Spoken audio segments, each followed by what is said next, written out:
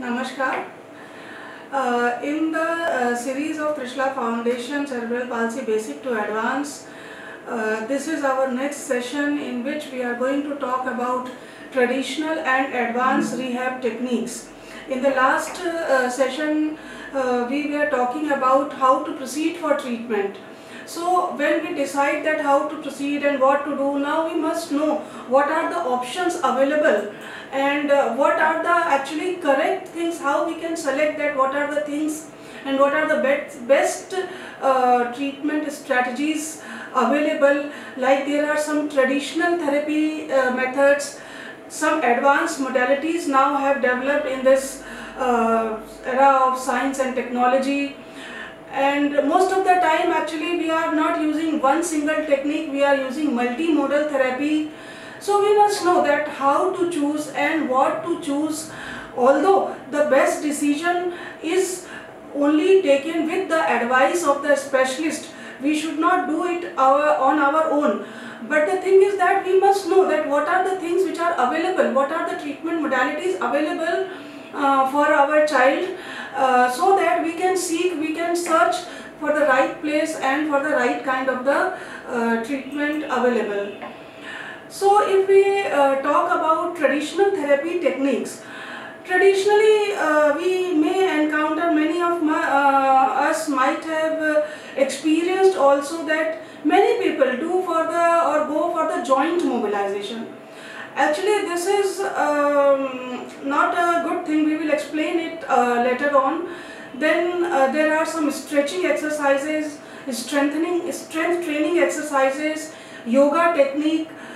These all are traditional techniques which are available. If we talk about advanced therapy techniques like functional electric stimulation, NDT, which we call as the neurodevelopmental therapy, sensory integration, mirror therapy, CIMT, bimanual, conductive education, so many, virtual reality therapy, horse riding.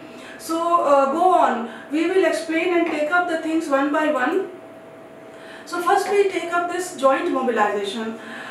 Usually what is done, that people are doing that multi-directional irrational movement of the joints is done in any direction, and this is actually very crude method of therapy and badly misused therapy actually.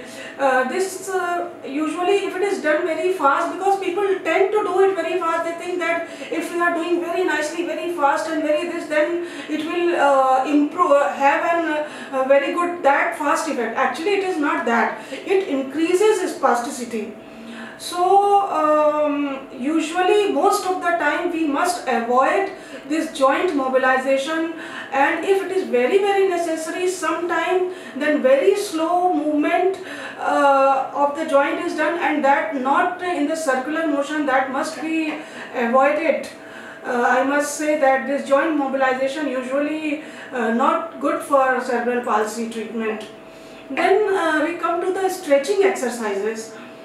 The stretching exercises actually, they improve muscle length of spastic muscles, or the muscles who become little short because of the spasticity. And but the stretching must be done very gently and very slowly, and we must sustain for a few seconds, like some more than 30 seconds around we must sustain, and then slowly we should release. So these are very sophisticated techniques, and we must do them very cautiously. It should be applied. Now the question arises, when and where, how we apply this. This stretching must be done only in the mildly contracted muscles.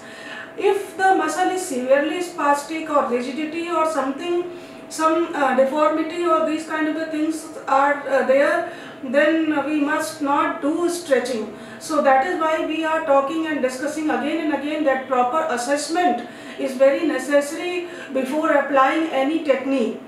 Proper assessment and proper supervision is very important, that should we apply stretching to the muscle or not. And also stabilization of joint is very important. When we are doing stretching, then the joint nearby must be stabilized first, then slow stretching should be done. And usually stretching is not applied alone. It is supplemented with many other techniques. So not that only you do this thing. And one more point we must remember, that this is mostly useful only in the spastic cerebral palsy. It is of very less or no use in ataxic or athetoid or dyskinetic cerebral palsy. This stretching does not have any use. This is definitely a very old method of treatment, but if it is not done properly, as I told you, that it must be done very slowly, very gently, under supervision and after proper assessment. And if we are not doing that, we are very tempted to do fast stretching or very forceful stretching, then they increase muscle pain, and muscle stretch reflex also may increase. Sometimes even it is seen that maybe there are fracture also, because we know that these children, they have very weak bones, already their bones are vulnerable, and a spastic muscle, suppose it is moderate to severely spastic and we are doing forceful stretching, so problems may be there. So these things we must take care. Then the method is next, that is strength training exercises. Initially it was thought that strength training does not have any use in spasticity, but actually now international literature is showing that no, it actually has use. It reduces spasticity, it improves function and endurance of muscle, and also help in improving balance of the child. So strength training exercises can be done, but where it can be done, that is we have to take care. Usually they are done in the weak anti-gravity muscles, because they are mostly the culprit. So we must apply this strengthening exercises to those muscles which, and after in these muscles we must eliminate gravity, we must raise the limb as advised, and it must be actively assisted. Means child himself or herself must be encouraged to do that activity as per verbal command, and we must guide this thing, and very cautiously we must do. Manual cycling also can be used, and along with that we will explain and we will see it later that sometimes electrical stimulation, mild electric stimulation is also applied to help muscle activate and start functioning. So these things can be used for the strength training exercises. We must take care of these things. Now one more very effective you can say rehabilitation technique also, and our day-to-day used things also, is the yogasana. We all have heard now the name of yogasans or yoga. That is also very useful in many ways in cerebral palsy as well. Like it increases flexibility, improves posture, and it decreases in abnormal reflexes.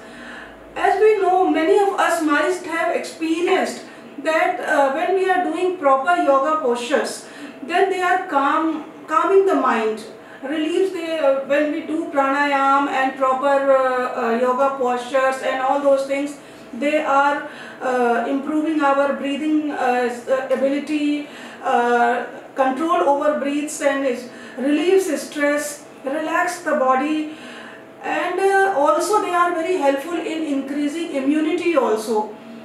And when we have seen in our experience that especially when the child is hyperactive or dyskinetic and athetoid, these kind of the children are there, in those, as we have seen, stretching and all those exercises may not be that effective, but some yoga postures, I must emphasize, some yoga postures, not all, they are seen to be very useful in these children, and but these must always be practiced under guidance of some experienced yoga instructor, and to whom means which child is suitable, or what therapy or what yoga posture we are going to use, that we must select very cautiously.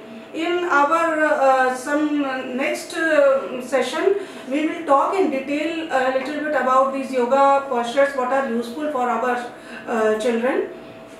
Now there are, as we have talked earlier, electric stimulations are also used.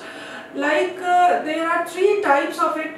One is functional electric stimulation, then therapeutic electrical stimulation, and then transcutaneous electrical stimulation. Out of these, this transcutaneous electrical stimulation is used usually for the pain relief.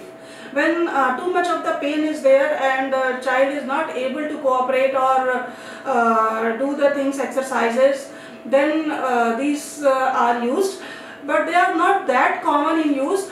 But this functional electric stimulation usually used while the child is walking or doing some activity and is not able to facilitate that particular function in particular muscle. Sometimes we use mild electrical stimulation, that is called as the functional electric stimulation.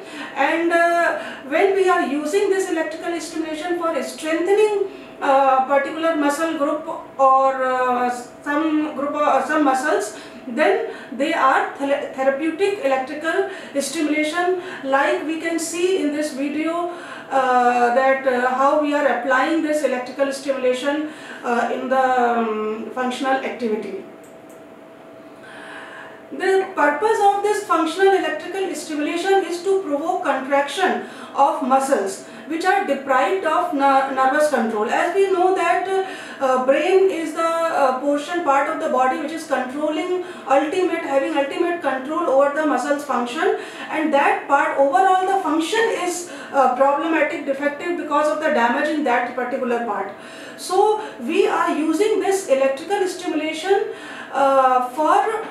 in place of that nervous control which is deprived in these children, and they are may be used in both upper and lower limb, and usually, but they are more common in the upper limbs. We are more commonly using the neuro rehabilitation of the upper limb functions. Now these were some techniques which we are using for so many years. Few techniques which have been developed recently, not that recently, but as compared to these, like neurodevelopmental therapy. Neurodevelopmental therapy, basically it is problem solving analysis of posture, movement and correlation of functional activities. What functional activities? Which are affected by underlying impairments. So we are coordinating these all posture and activities, in which what is done, that individual's strength and impairments are first identified, and then we are addressing these functional abilities. Usually what we are doing applying this neurodevelopmental therapy, we are following developmental milestone pattern of the child or the individual, and accordingly taking one function and then other, we are applying some of these techniques one by one. So definitely we are not using any one particular muscle or something. We are treating child as a whole for the neurodevelopmental therapy. And what we are doing in that we are promoting normal movement, and side by side we are inhibiting the abnormal movement. Because what happens if we are for some time, suppose we are not applying these things, then many children, they develop some abnormal movements and activities. So inhibiting those activities is also very important. Then only we can promote the normal movement. So both the things are done side by side, that inhibiting abnormal movements and facilitating normal movement. That is the key to control, because if you are not doing the normal movement, bringing out that is very difficult. Then some children, they are developing in initial age, hypotonia also may be developed, so those can be stimulated. But if hypertonia is there, then we have to relax that. Then what is the correct positioning, and when the child is relaxed, and when some voluntary control comes on the by the child. So many things are there which we have to take care while we are applying neurodevelopmental therapy. Movement patterns also can be incorporated into the games. Like as we have discussed that it is functional impairment. In cerebral palsy, it is not that particular muscle is affected, the whole function is affected. So if we are doing that function, promoting that function to do by the child, then that is giving best result. And there are so many equipments used and required in the applying of the neurodevelopmental therapy, like mats, bolsters, balls, and many other specialized equipments. Now the next very important technique is the sensory integration. Actually this is many times it is some neglected sort of field, we can say, but actual fact is that more than 70% children with cerebral palsy, they can have sensory problems. And if this sensory input is defective, then definitely motor recovery will be affected. What happens many times, we go on giving therapy and we are thinking that we are giving very right therapy and everything is being done, and why response is not coming? The problem is that we have not addressed the sensory problem. When the input is not correct, then how the output will come correctly? It is as simple as that. So modulation of sensory problem, when we are doing, then it is known as the sensory integration. So how we are doing that? We are knowing that there are 5 senses, everyone knows, but when we are talking about cerebral palsy, so there are sort of 7 to 9 senses which we are talking, like touch, pain, temperature, hearing, vision, taste, smell. Apart from that, proprioception and vestibular sensation, which proprioception basically joint sensation, and vestibular is sensation which is used, body is using for balancing, sense of balance in the body. So motor problem in the children are many times because of the touch, proprioception and vestibular sensation. If we are not addressing these problems and we are not trying to modulate these problems, then if we are giving physiotherapy and motor problems, working on that effect will not come. So first we have to do that. We find the channel or the level or the problem which the particular child is having. Means suppose a child is hyposensitive or hypersensitive, maybe if we are giving any sensation, then which level we will start and which particular sensation we will start with, that we have to choose. We have to provide appropriate input and through the appropriate channels. Then we will see that this means a significant contribution is there of this sensory integration in the successful rehabilitation of cerebral palsy child. Now another technique, very useful technique, which we call as the constraint induced manual therapy and bimanual therapy. In this what we do, that usually it is many times very common for the upper limb, we can also use for the lower limbs.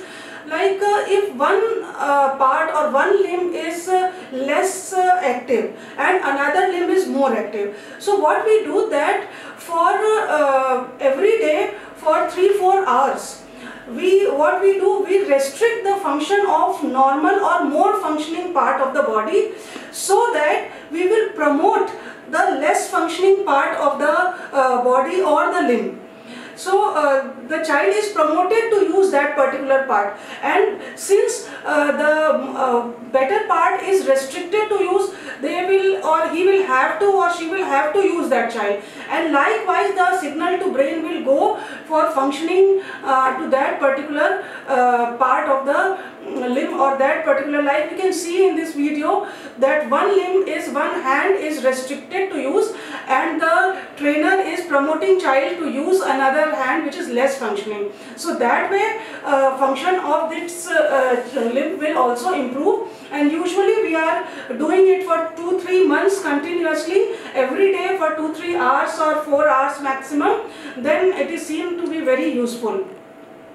In this technique, what technique is involved, that is the active participation in motor skill training. Means what we are doing, as I have explained, that involved limb is trained specifically for doing the function, and by that it is strengthened.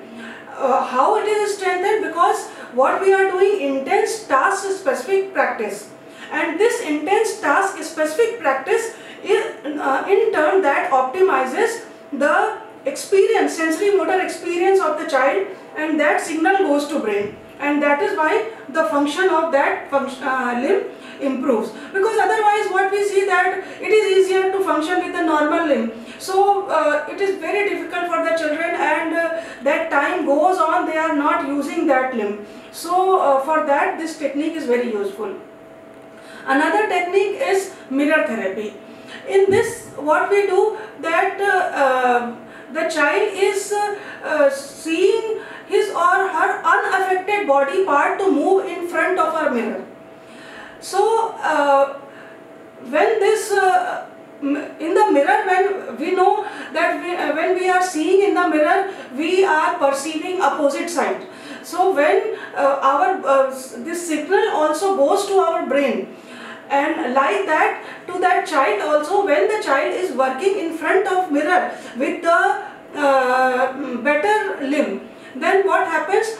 Automatically the brain receives the signal to do the things or activity with the opposite limb, which is not that much functioning. Like we can see in this figure that the right hand is child's right hand is perceived as left hand in the mirror. So brain is perceiving that my left hand probably is working, and like that way actually that opposite hand, which was not functioning otherwise, receives functioning signal, and slowly if we are doing it continuously, then the function of that limb improves. Underlying principle is that movement of the affected limb can be stimulated via visual cues originating from the opposite side of the body.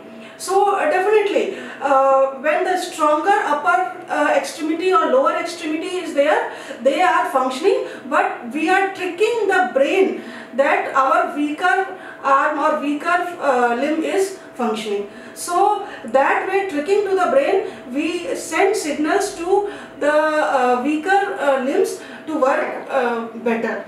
So that is the principle of the mirror therapy. Then conductive education also is a recent advancement and very good type of the technique. According to this, what principle is there, that we take that motor disorders are not particular muscles dysfunction. It is a sort of learning disability. So what we are doing, we are not training only particular muscle or particular flexion or extension or something. This is totally task oriented therapy. In this what is done, that the child or the person is promoted to do particular task, and that too usually in groups. So overall the child is made to think that this particular function has to be done. So for that function, automatically how many and which kind of the muscles has to function to do that. So the program relies on child's natural ability, not corrective or modified or something. Child's natural ability we have to bring out through this conductive education, and as I told you that these are largely dependent upon group activities.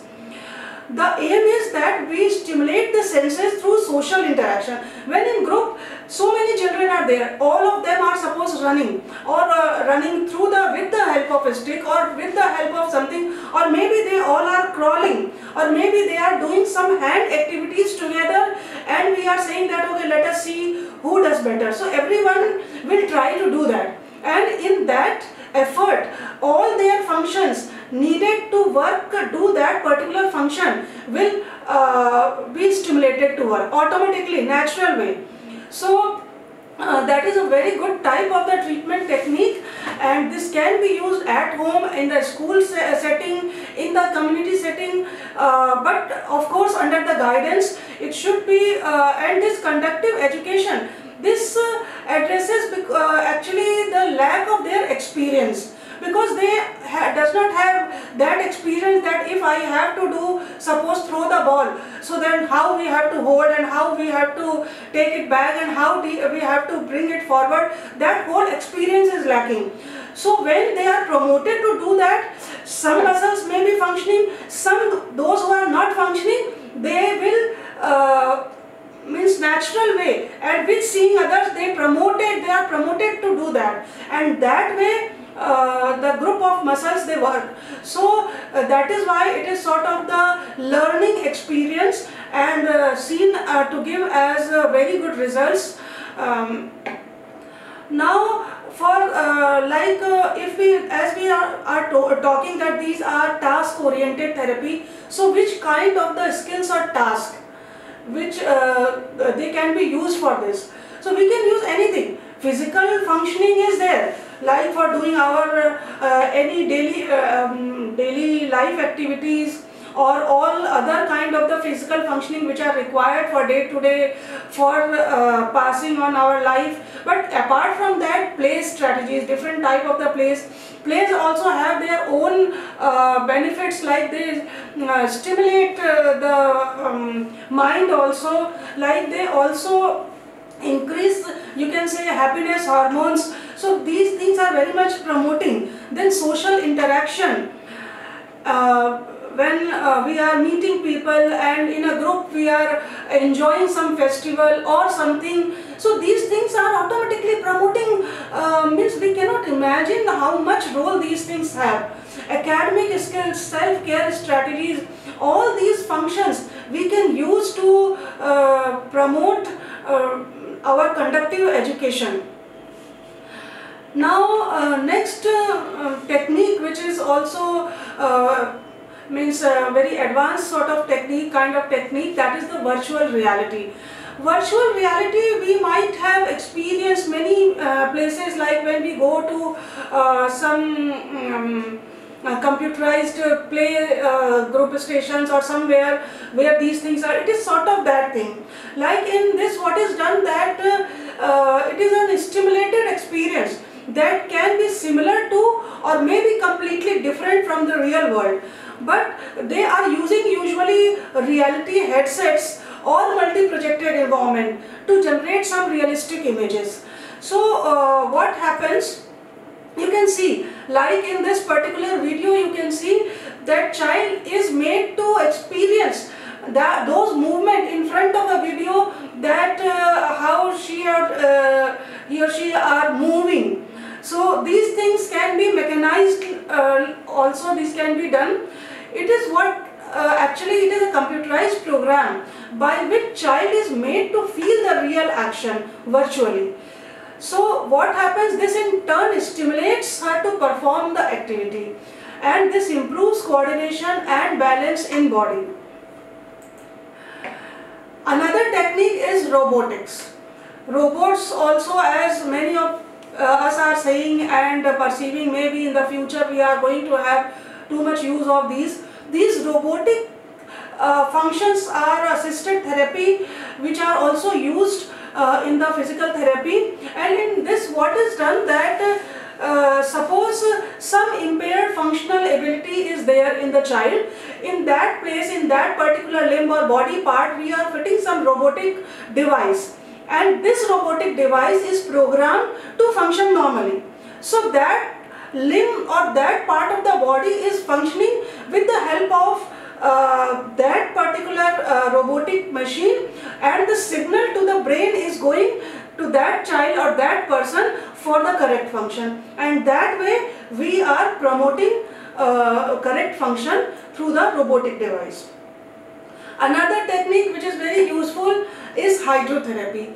Hydrotherapy, as we all know that children, they like too much water sport. Most of the children, they like water sports, and especially in summers, or maybe if in the countries where the season is a colder climate, then little warm water is also there, then that is also very soothing to them. How it is benefiting to cerebral palsy children, that when those who are doing swimming or going inside the pool might have experienced that this is giving weight experience of the body becomes very less. Approximately 90% reduction in the experience of the weight is there.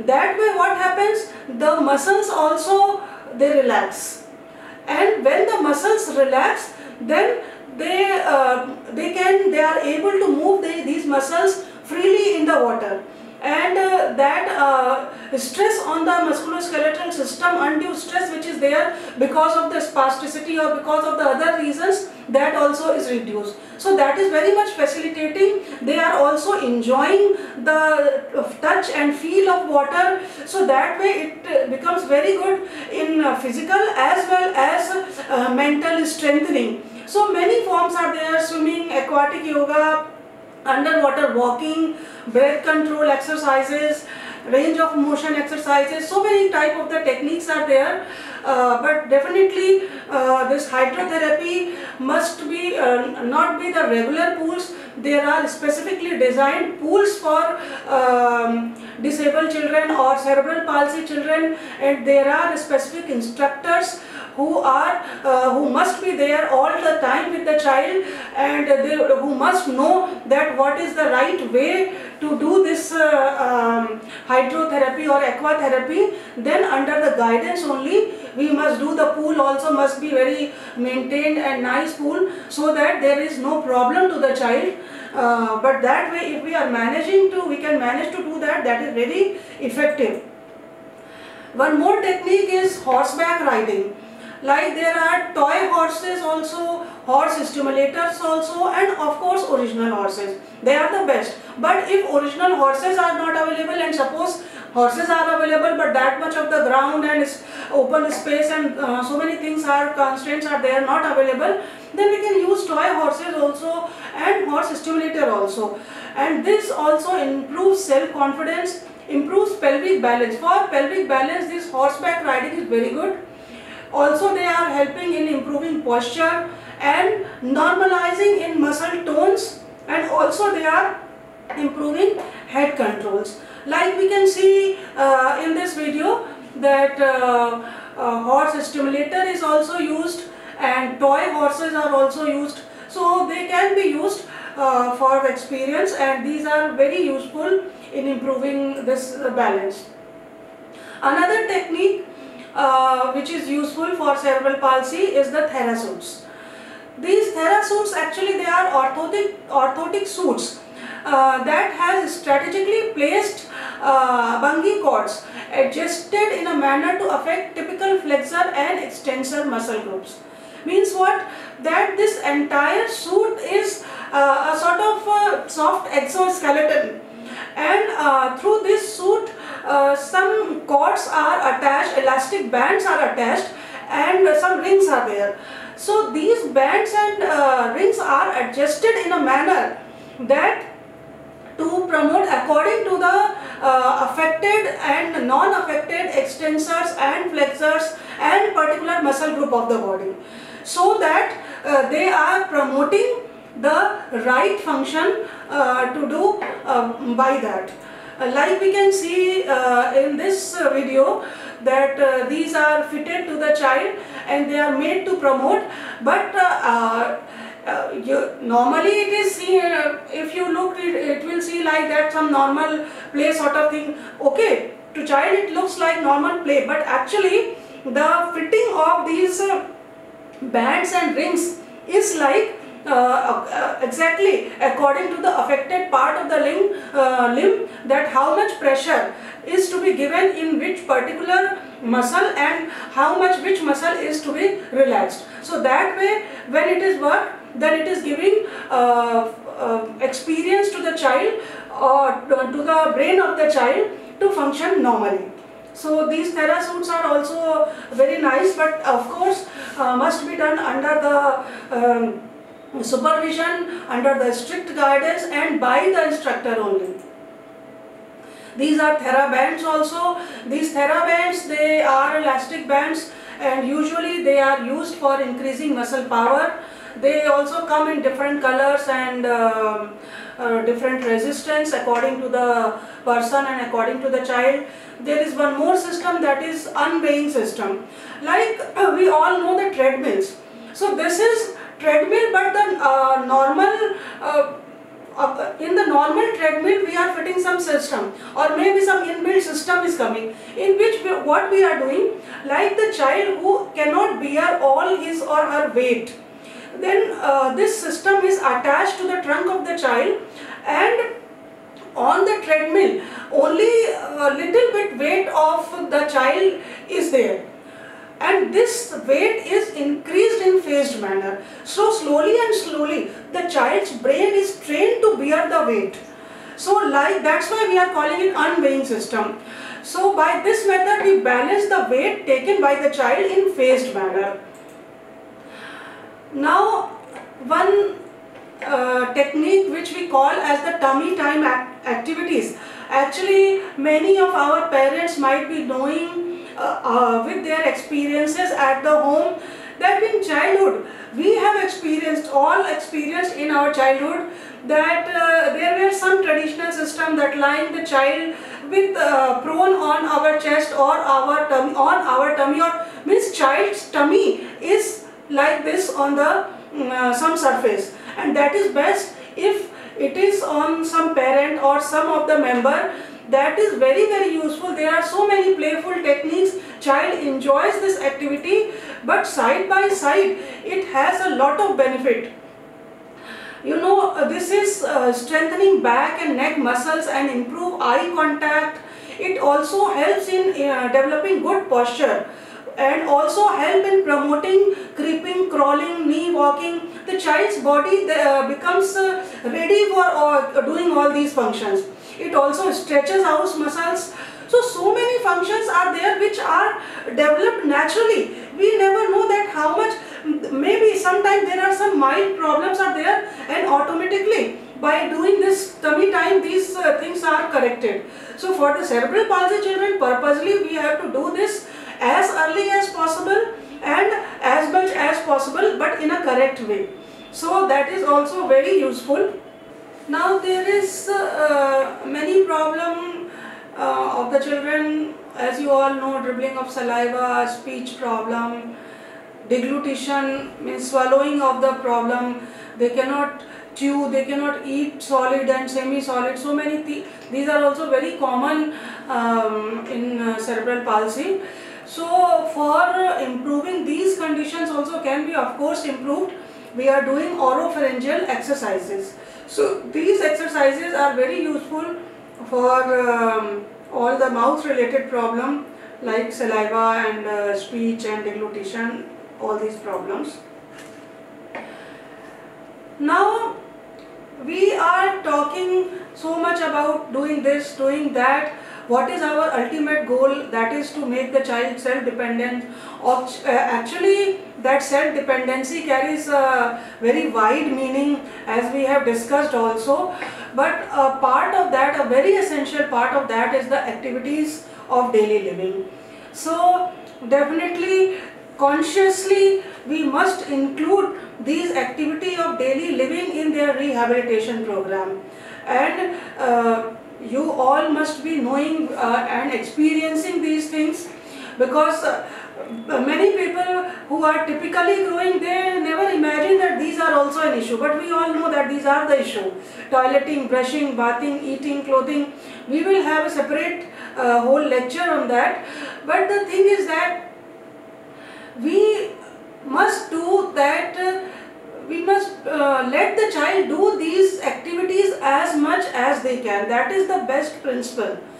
What is seen that the child may be able to do some of the activities, but parents think that, oh, let me do it fast because it will take too much time, or some of them think that, oh, he or she is so much that may also affect it, so why I should bother them to this thing, so let me do all the things. But please, that way you are hampering their normal development. So let them do these activities as much as they can, and then you help at the place where they cannot do or where they need assistance. So how we will do that is a separate altogether separate talk. We will talk about that later on.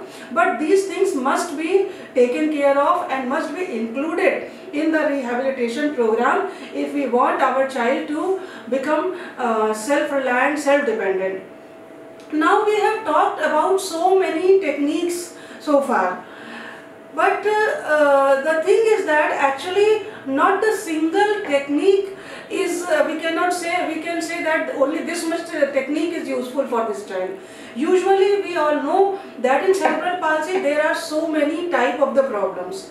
It's not only one group of muscle or one limb problem. So many, most of the children, they are facing so many kind of the problem. So definitely the therapy also, technique also cannot be one. The best thing is to give multimodal therapy. Means we are combining physical, functional issues, or there are a variety of the movement disorders, or there are different type of the associated problems. So many things are there, so those things must be included. And plus, the very useful technique to apply the thing is by using ICF model. Actually, ICF model is what? It is nothing but International Classification for Functional Disability. By this ICF model, actually it is promoted that body's structure and function, these are the problem, but apart from that, body's muscle tone, muscle strength, selective motor control, these are the problem, but these are only the part of the physical problem. Apart from that, there are problems of the activities and participation of the activities of daily life. Apart from that, there are environmental factors, and there are issues with interaction with the family and the society. So all these things need to be combined together, means all these things need to be addressed. So when we are addressing all these things, means different arena, different kind of the problem in the body structure function, and apart from that, different type of the other activities which are important for the overall rehabilitation of the child. So all those things has to be included for the overall holistic rehabilitation of the child. So for that we must know that what are the, if we talk about the physical problem, in overall sense we must know what are the problems. Although we have discussed, but maybe this will give you a comprehensive review. Like in cerebral palsy, there are three major kind of the problems physically, like primary impairment, secondary impairment and tertiary impairment. In the primary impairment, what happens, there may be defect in the sensory input, there may be loss in the selective motor control. Apart from that, there are issues of balance, equilibrium, fine motor control, coordination, abnormality of the muscle tone and muscle weakness also may be there. So many things are there which are the primary issues, means since beginning these issues are there. So we need to address these issues in time. If we are not able to address these issues within time, then what happens? Then secondary impairments develop. Because of, as a side effect of not dealing with the primary impairments, secondary impairments like muscle contracture or bone abnormality, bone torsional deformity, these kind of the things develop as a secondary impairment. And when these things are not addressed, then what happens? As a result of that, child or the person adapt to that secondary impairment, and because of that, tertiary impairment develops. So these things come in different stages of life. Initially only primary impairments are there, then if it is not addressed, then secondary impairment, then not addressed, then tertiary impairments. So we must know, timing is very important, that at what time of the age, which type of the overall things, and what are the things which we must address or which we must deal. So as we also have discussed that as early as possible detection and earliest intervention, that is the key. That is the key for the best outcome.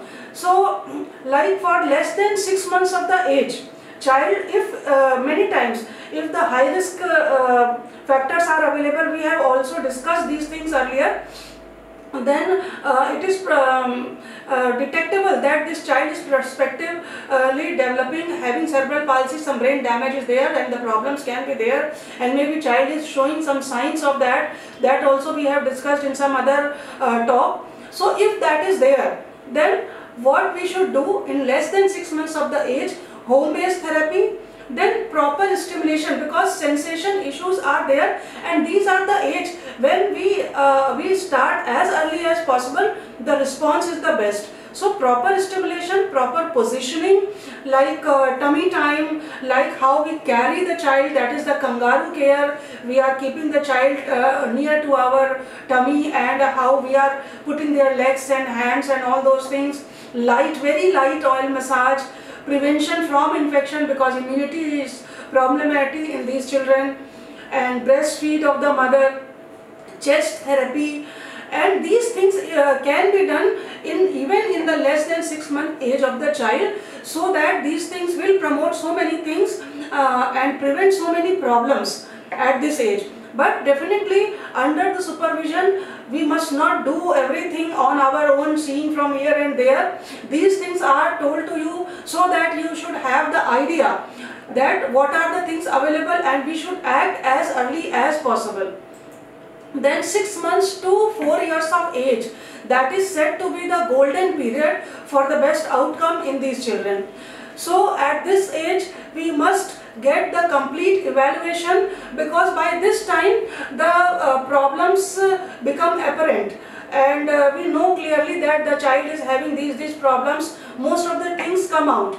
So proper assessment, diagnosis, and under supervision therapy, right therapy, that is very important at this stage, because the child will walk later on, but first according to the development we must work on the hand function and the trunk balance. That is very important.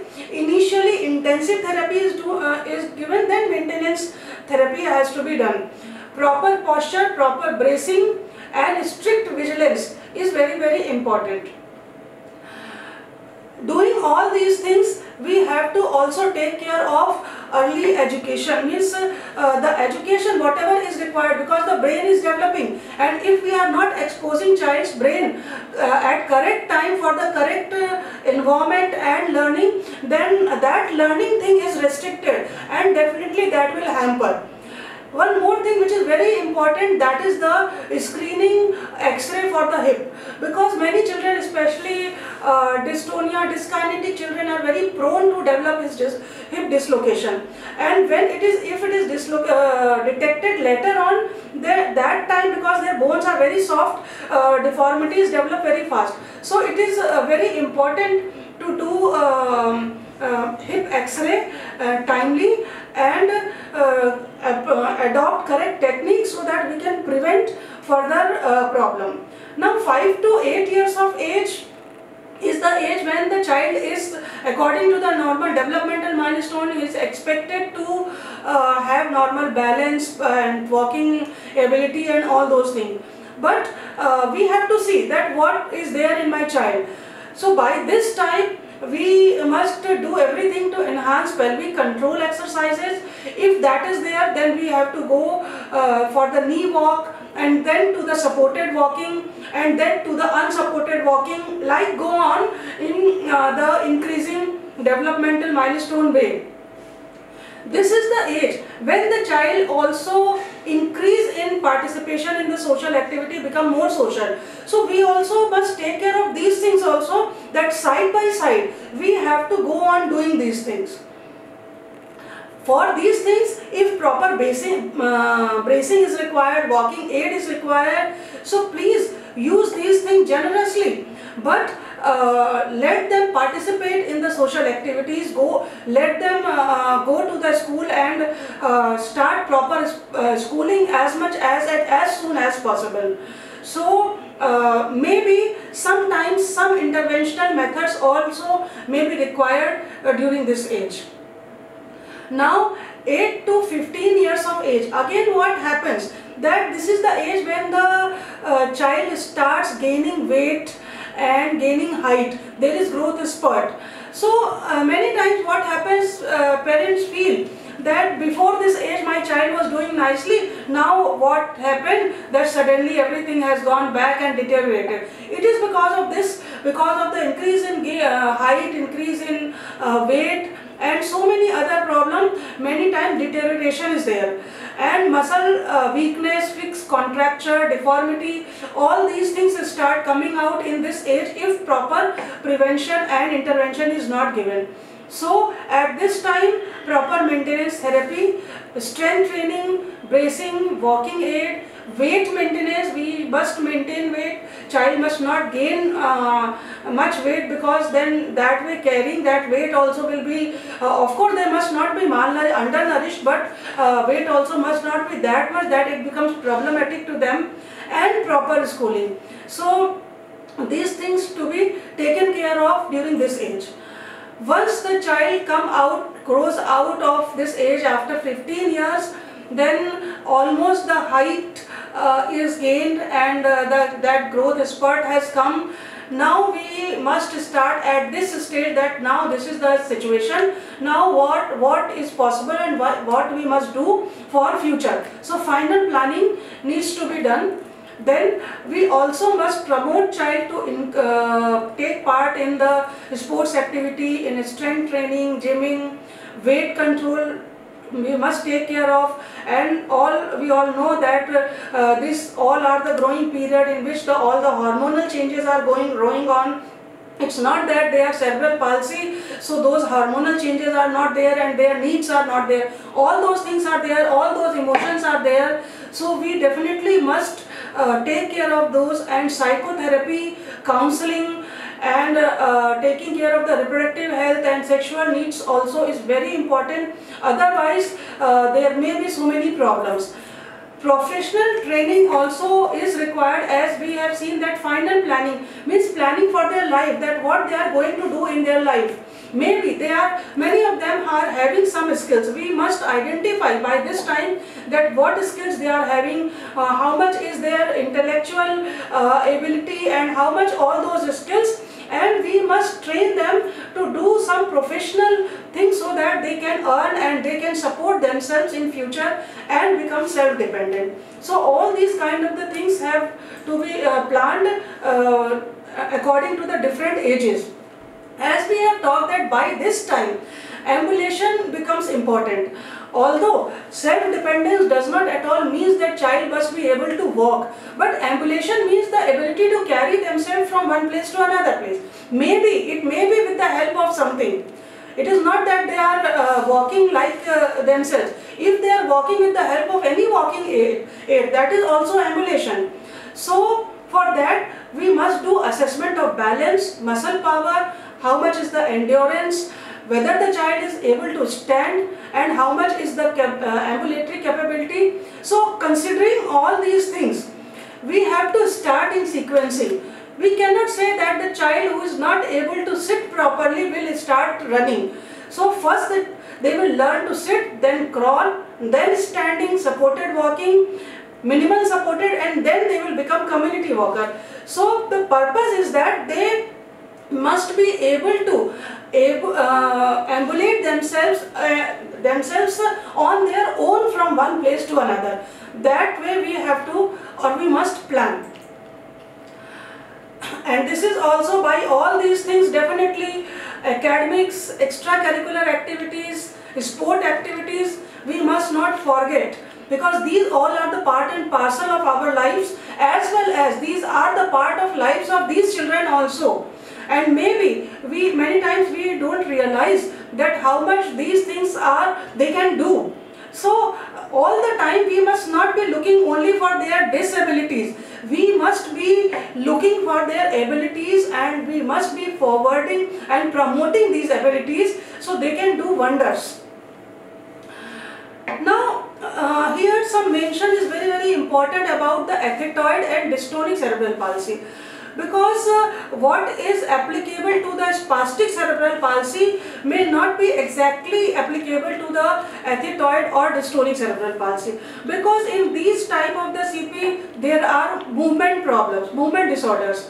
Because in this there is particular part of the brain, basal ganglia, which is defective, and they are creating these problems.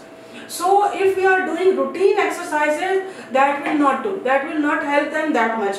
And also surgical intervention is also not needed or very rarely needed in these type of the cerebral palsy, because the problem is in the abnormal movement. So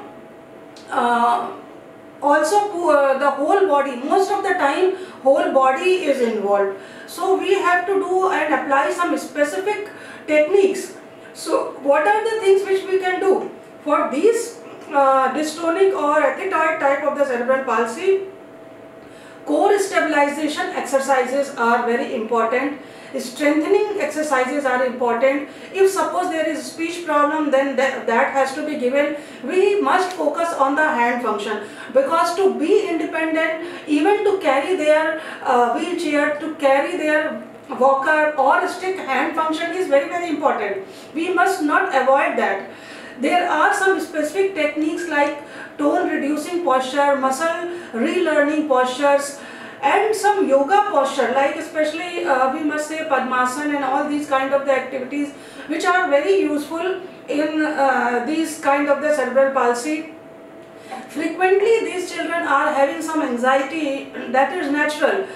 For us also it is very useful, and for these children also these are very useful, like meditation, pranayam, because these things are relaxing mind, and once mind is relaxed, then definitely we have better control on our abnormal activities and other problems.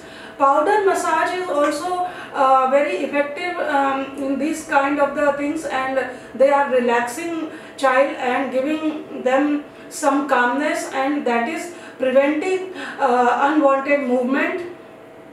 Special education is also required to increase mind and limb coordination, that how we have to see and then write, and so that they can be educated and do all their activities. Sometimes, usually we are prohibiting this double sitting, but sometimes, because this double sitting actually is giving very easy balance to the body. Although long term it should not be done, but sometimes for few movements that can be done. If the child is not able to sit, then we can, but that has to be done very cautiously, only if it is advised, not otherwise. This is also very important, that what not to do, especially in ethetoid and dystonic cerebral palsy. First thing, that stretching is not at all required, because if spasticity is not there, what we will stretch? And if in this condition, if we are stretching that will create problem. So no stretching, no range of motion exercises, no surgery or no botulinum toxin injection, especially in pure ethetoid CP. If a spastic component is there, then maybe that is required, but that is also very cautiously. And we must avoid anxiety, loud sounds, and especially, which is very seen, that people are blaming each other, especially to particular parent or someone, that because of this thing it has. These things are only increasing frustration and negativity, and that in turn is reducing the reducing the outcome of the problem. So that is not required. We must avoid that is as much as possible. Avoid fast walking or fast movement, because again it is increasing the abnormal movement. So avoid doing anything very fast to these children. Apart from that, powder massage is, as we have mentioned, is also important and beneficial in this type of the problem. So what it does, it promotes relaxation and normalizes muscle tone. Apart from that, with the specific technique, when we are doing this powder massage, it also improves midline orientation. Child understand that this is my midline and I have to synchronize around this. So that also is helpful, and it improves sensations, and also it enhances neurological development in the child. Now there are some techniques which we use to reduce spasticity. That is, like if prolonged pressure is put on long tendon of hands, or low oscillating movements are done, that is also helpful in reducing spasticity. Some weight bearing positions are there, like quadruped position, kneeling, or plantigrade, or great standing. These kind of the positions also help in reducing spasticity. There is sustained stretching in upright posture, that is also improving or reducing spasticity rather.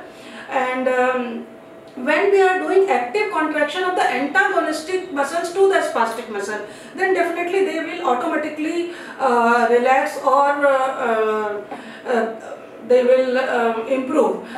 Sometimes we need electrical stimulation to the antagonistic muscle. Sometimes ice pack also is used, and splinting also used to relax or reduce the spasticity. Apart from that, rest, definitely. Biofeedback, like we have explained so many type of the techniques we are using to give brain the feedback of right activity and right posture and right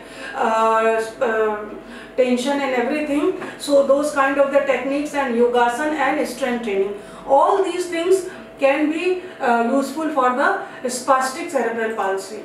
Till now we were discussing so many techniques, that what are different techniques available, and in which particular condition what we should use and what we should not use. Definitely, according to the type of cerebral palsy, severity and age of the child, we must go for the proper assessment, evaluation, and with the help of a specialist, then we must plan overall treatment, that what need to be given and what is best for my child. It is also seen, one more thing, that group therapy, if we are talking, that is very effective, because when you are doing in groups, because many times we seen that people avoid that, they must not see me or my child, or he or she must not see, but that is okay, privacy is important, but most of the time if similar persons are there, suppose all the CP children are there, they share common pain, they share common problem, and their problems are also different, because every child is unique, as we know. So experiences of the parents are also different. So it is seen that when group therapy is together in big place, so many children are given therapy together, and they have a chance to intermingle with, talk to each other, then this help a lot in improving, in understanding the problem, their psychological interaction, and learning new things, how to manage difficult problems and situation in the life. These things are very useful, and very effectively they learn when the group therapy or center-based therapy is there. Although at this time we are not able to do that thing, but when the center-based therapy is there, that is our experience, that it creates a lot of help, and creates positivity, and give much better outcome as compared to when the therapy is given alone. There are also few things which we must understand for the best outcome. Although all the parents, they are doing from their level, they are doing best to their children, but many things we miss. So we must know that what are the things we can develop in ourselves. In place of thinking and feeling frustrated, we must discover the ways that what we have to do and what best we can do for our child.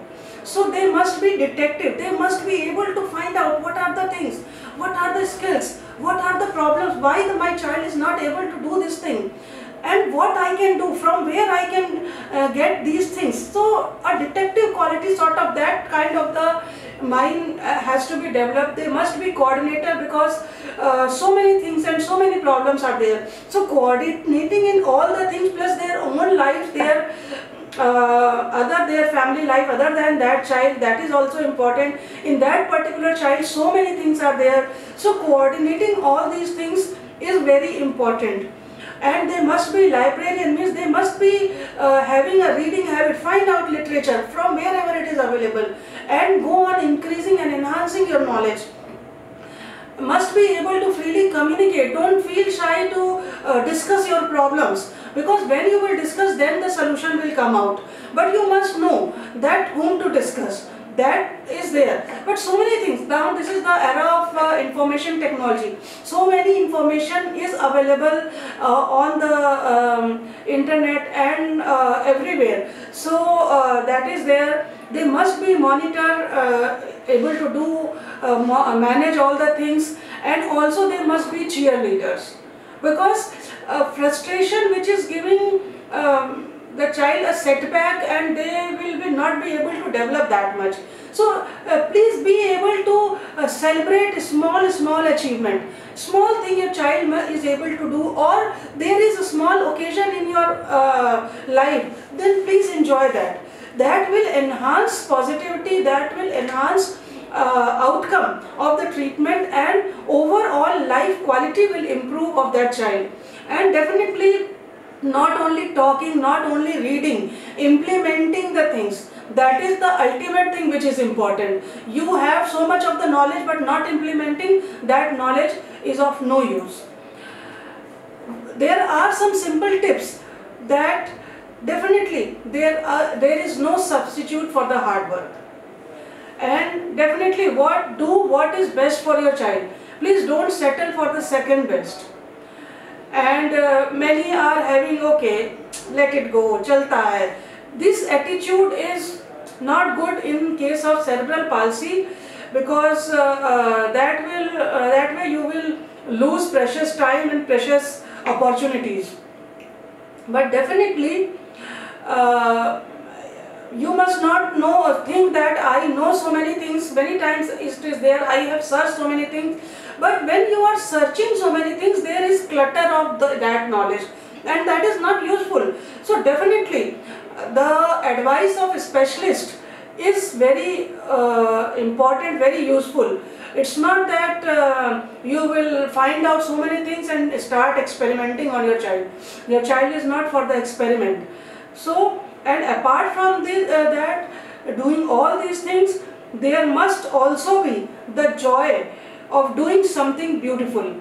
So do something like that which you and your child enjoy. These things will give positivity, and these things will give your life a meaning, which you must be having, and which you are having the right on. So what are the basic guidelines? After all this discussion, you must remember there is multimodal therapy and need-based program. There is no set single program for the child, because every child have their unique problem. So according to the child, you must decide multimodal therapy. Then brain-limb coordination is very important. Task-oriented exercises are much more important, because then they will be able to do some function, because that is our ultimate goal. School education is very important, not only home education, as much as possible. Mainstream schooling is very effective, and they have the right inclusive education. They have this, the guidelines are also there. The schools must do that. So you must know your rights and your child rights. Relaxation exercises, yoga, posture, meditation, these are very useful. Learn those, and what are especially useful for your children. Once you learn, you can get them do at home also. participation in indoor and outdoor games, these are very important. Then in overall therapy, if we are talking about, there is an initial intensive phase of therapy, which is supervised therapy, which is guided therapy, and mostly center based therapy. And then once the child come out of the major problems and you learn the techniques, then go on the maintenance therapy and go on regular follow-ups. Because this is long time doing, approximately 16-17 years by the time the child achieves maturity, that time, up to that time therapy is required. But this should be done and practiced under a specialist therapist. And you must remember, please, that there is no place of general joint mobilization. Most of the time these are doing more harm than good. So please follow these guidelines, remember these tips, they are going to help a lot. And definitely the life has a lot to enjoy. So please don't forget that for you and for your child. That will give you best outcome.